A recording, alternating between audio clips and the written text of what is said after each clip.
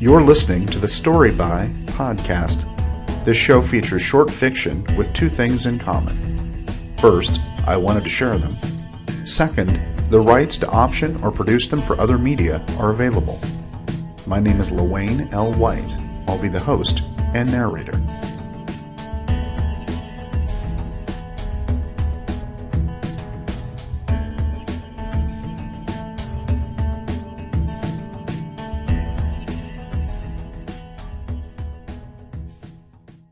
Hi, welcome back to the Story By podcast. Thanks for stopping by. Today is another two-fer episode with a pair of stories that are too short for their own show. In addition, despite the fact that just a few episodes back I mentioned that I don't really want to get political on this show, these two stories do have political overtones. I'll explain more at the end of the show, but for now, kick back, relax, and enjoy Family Farm and Without Understanding. Family Farm by Lewayne L. White. For Daryl. Jake Farmer crouched behind the bullet-riddled John Deere tractor and centered the rifle crosshairs on the chest of the man leading the group. The guy called himself Barry and used everyone's first name like they were all pals. He'd been to the farm twice before, each time bearing a white flag and an attaché case. If the white flag dropped, or any of the man's escorts made a move, Jake would start the killing with Barry, and continue till all those Alliance bastards were dead. Then he'd reload and wait for the next ones to arrive. Jake glanced down at Joey. "Hey, sis," he whispered. "You still good?" Joey nodded. Jake saw the sweat and her pale face, and knew she was lying. Then Joey winced, and her hand reflexively touched the bloody bandages across her belly. They both knew the wounds were serious. If these negotiations failed, Joey was as good as dead. They were cut off from any hospital, and Jake's half-remembered first aid didn't cover multiple gunshot wounds. Jake sighted through the scope again. The pack of Alliance men had reached the next-to-last roadblock, John Farmer's rusty Ford pickup. It stood at the entrance to the farm, only a few feet from the sign proclaiming the location a Century Farm, worked by the same family for over 100 years. Jake wondered if any of the thugs recognized the truck as the same one his father had been found dead in. He also wondered which of them had something to do with John's fatal heart attack. "They're coming up on the side, too, Dad," said Eli's voice from the walkie-talkie in Joey's hands. "A pack of 'em with a white flag." Jake sighed, said, "If they make a move, you know what to do, Eli." Christ, Jake thought. I can't believe I'm giving my 10-year-old the go-ahead to shoot somebody. Another voice from the walkie-talkie said, "Jake, this is Lindy. I've got them coming up on my side, too." "Okay, honey. Remember what I told you." "I know," she snapped. Then more quietly repeated, "I know." "Jake, it's Travis." The only farmhand that had stayed. After all the others had hired on with the Agricultural Production Alliance, Travis had stayed. Well, Dad, Jake thought. Maybe he wasn't as dumb as you always thought. Jake sighted again, counted all the armed men. Then again, maybe he was. Unless he signed on with APA, there was likely to be some killing today. Jake couldn't believe it had come to this point. Not here in the heartland of America. Except the nation's been suffering heart failure lately. Somewhere along the line, people decided they needed McMansions and strip malls more than they needed fields. Farmable land dwindled as the population grew. Asphalt and concrete replaced soil. Apparently people didn't realize that food didn't materialize pre-packaged on the store shelves. Then, with some helpful legislators and pro-business judicial appointments, the Agricultural Production Alliance stepped in to streamline farming. They encouraged farmers to join the alliance for the sake of maximizing production, increasing profits, and lowering costs. When profits to the farmer decreased and cost to the consumer increased, the APA appealed to patriotism. "Our nation needs you, for you feed the nation." Then fear. "The environmentalists want you to fail, for they will achieve their ridiculous return to nature.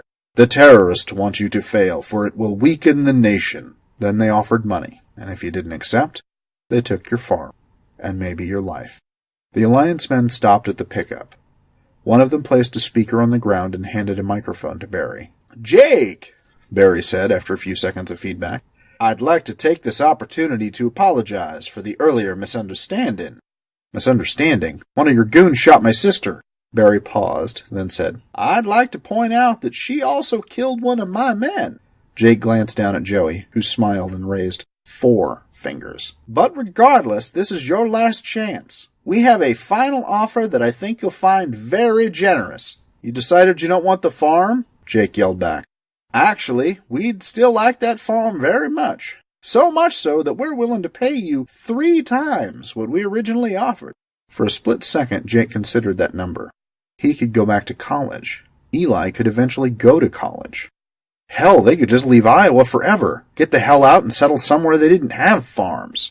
Take it, whispered Joey. We both know you wouldn't have come back if Dad hadn't died. Jake knew it was true. He left Iowa as soon as he could. He hated farming. The stink, the dirt, the lousy money, all of it. He'd had a life. He and Lindy and Eli, they'd been happy out in Seattle. Jake worked during the day, played a few gigs at night or on the weekends. Lindy ran a small e-business from home, thousands of miles from the family farm. The family farm. A couple hundred acres the farmers had worked practically before there was a state. Jake's great however many greats grandfather coming to the U.S. as a teenager. No one knew what the boy's name had been before he arrived in New York. Family stories always claimed that when asked to identify himself, he declared, I am farmer. Jake wiped his brow, sighted on Barry again. The eternal jokes. It's the farmer farm. The shit he'd gotten in college. Dude, you're actually like a farmer from Iowa. Jake glanced at the dirt. It's not dirt. His father's voice bounced through his head. It's soil. It's life. Without it, without us, the world starves. Jake, whispered Joey, what do we do? Why do I have to decide? Joey didn't say anything. They both knew why. He was the oldest, the son, the man bearing the farmer name. It was his birthright. It didn't matter that he didn't want it. It was his. Joey seemed to sag. You okay? She nodded, but Jake saw the bandages darkening. If I let them have it, we can get you out of here. Get you help. Joey waved a hand. Up to you. Dad, said Eli's voice, they're moving up. If they reach the next barricade, if they reach it, open fire. Be reasonable, Barry said. All your neighbors have accepted our offer. Most of them are enjoying retirement somewhere sunny. What about the ones working for you? Jake yelled. The family's working their own land for sharecropper wages. Barry shrugged. A big payout and a regular wage beats the hit and miss of farming. They're happy with their decision. Jake didn't believe it. He'd run into Kenny Langdon during a final trip into town to prepare for this siege. Kenny'd sold out. Then he'd blown all his money and come crawling back to the Alliance to hire him. Now Kenny looked worn out. Not the exhaustion of working for something important. He had the hollowed-eyed look of someone who's sold his soul. Kenny's own Century Farm now belonged to the Alliance, and apparently, so did Kenny. Barry lifted the microphone to his mouth again. We know you don't want to be here. Nor does your wife nor your son. We're offering you a final chance. Think about your family. Think about your family. Jake's mother yelling those same words at his father when he decided to move out to the farm after Gramps died. Think about your family! And his father said, I am, but not his wife and children. The family before him. The men and women who raised crops and livestock and children. The family that had fed the world, or at least their little part of it. Jake sighted again. The men had moved past the pickup and unslung their rifles. Barry remained behind the truck with his microphone in hand. This is your final chance. If I don't get a response by the time I count 10, we'll serve our warrant, seize the property, and evict you as trespassers. 10. Warrant, Jake thought, whipped up by a judge in your pocket. 9. Using laws passed by the politicians in your pocket. 8. I hate this goddamn farm. 7. My father hated this goddamn farm. 6. He was an actor, a good one, a goddamn brilliant one. 5. He gave up everything to raise crops and livestock and children. 4. Eli. Dad, they're coming in. 3. Lindy. Jake, they're coming. 2. Travis. Mr. Farmer? Mr. Farmer. I'm Mr. Farmer now. It's my farm. My family farm. 1. Jake Farmer squeezed the trigger.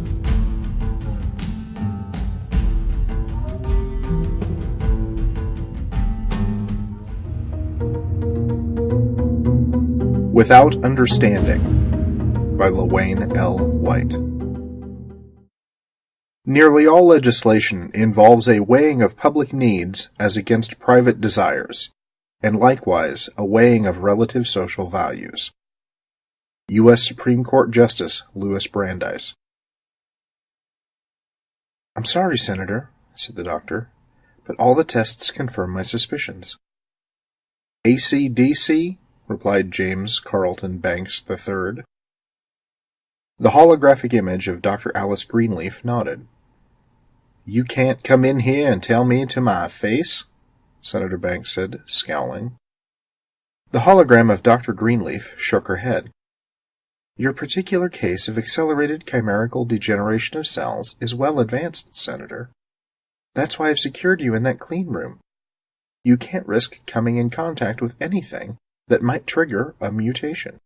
Or—" "Senator," replied Greenleaf with a sigh, "surely you've seen the reports that my colleagues with the CDC, WHO, and countless other groups have provided to your committee?"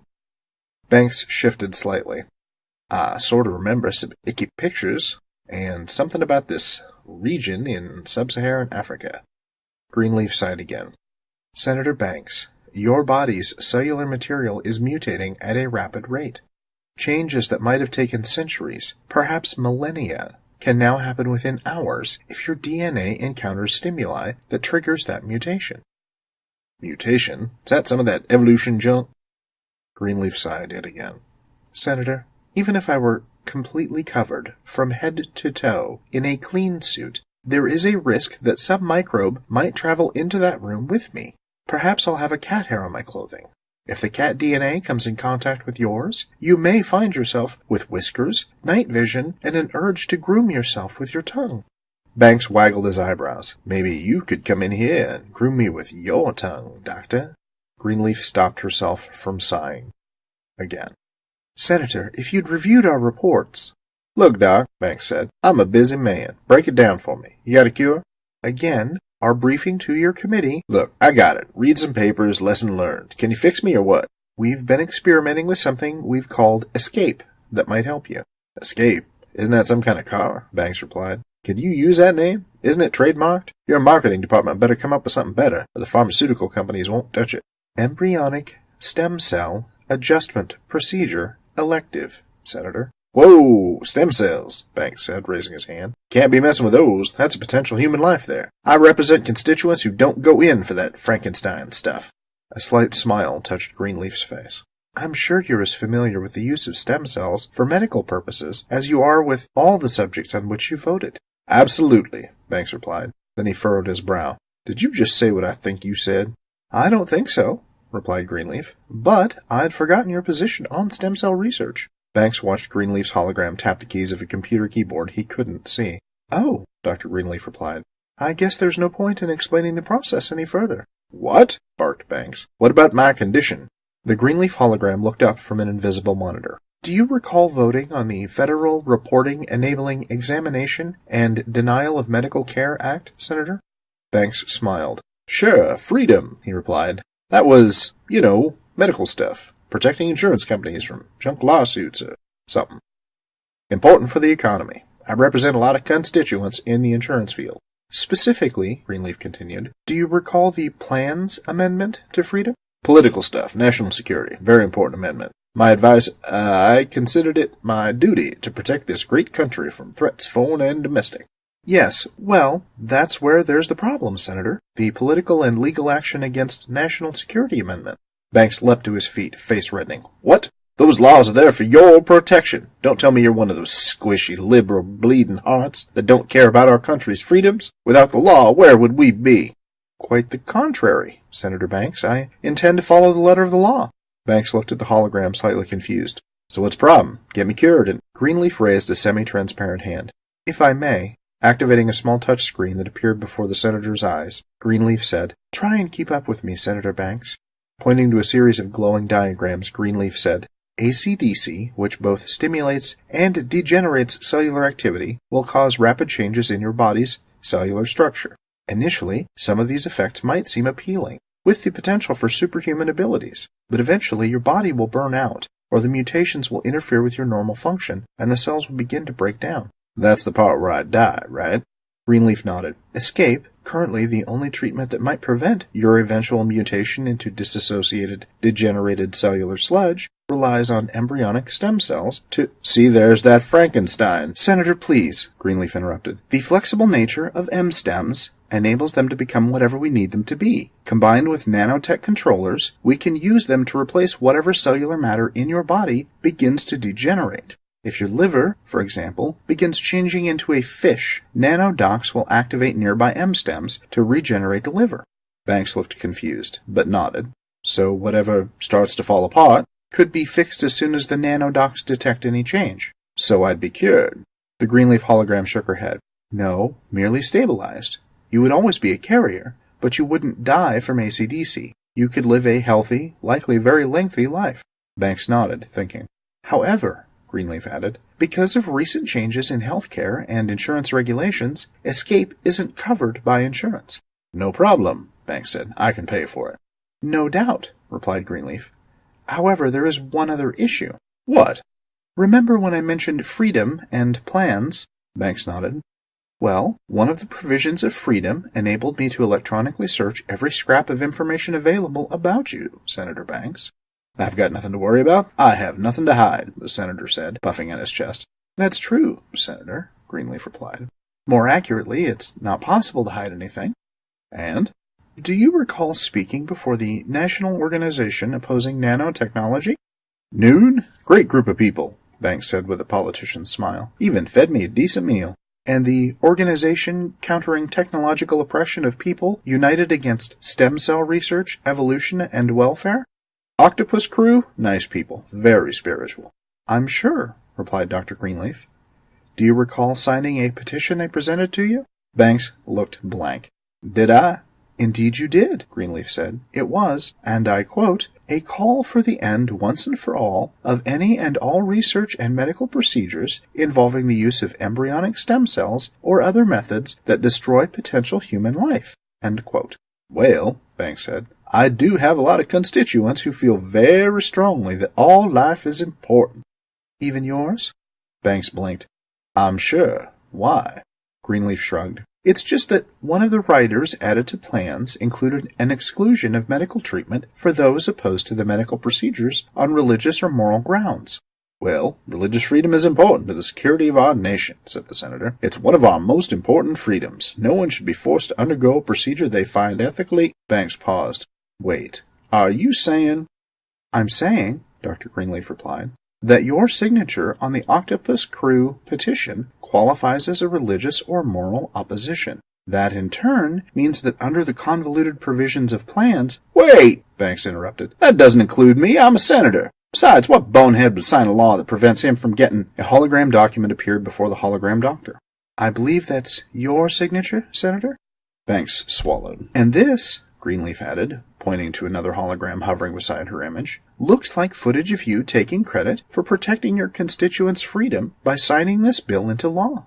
I'm afraid, Senator, Greenleaf said, that I am prohibited by said law from treating you with escape, because it involves both embryonic stem cells and nanotechnology. Since you have clearly stated your opposition to those procedures, I would be risking loss of my license and practice, as well as federal jail time.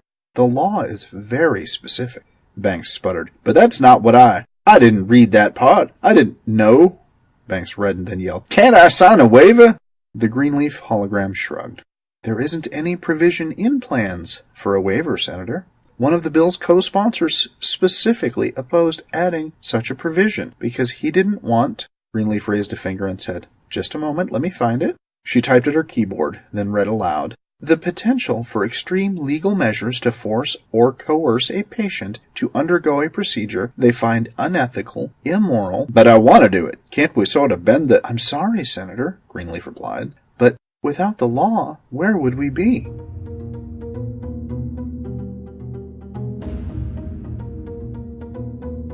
Thanks for hanging out today. I really appreciate it. Today's stories were both originally featured in the online speculative fiction magazine Bewildering Stories, and as some science fiction does, it tries to say some things about the world we live in now by projecting it onto a different or future world. In this case, neither is meant to be a realistic representation of the future, but are representative of some things that were bothering me at the time. Family Farm was me working through the loss of someone important, and sort of immortalizing him and his family in the medium that was available to me. Combine that with some genuine irritation and concerns regarding how farming is handled here in the Midwest now, stir, and you get Family Farm. Without Understanding stems from my irritation at the staggering short-sightedness of current political thinking and how we seem to be weaponizing legislation. I also felt like poking fun at some sci-fi's use of DNA and nanotechnology as handy tools for explaining whatever the creator needs it to explain. Next episode, I promise to do something silly and fun. Until then, thanks, as always, for listening. I really appreciate it.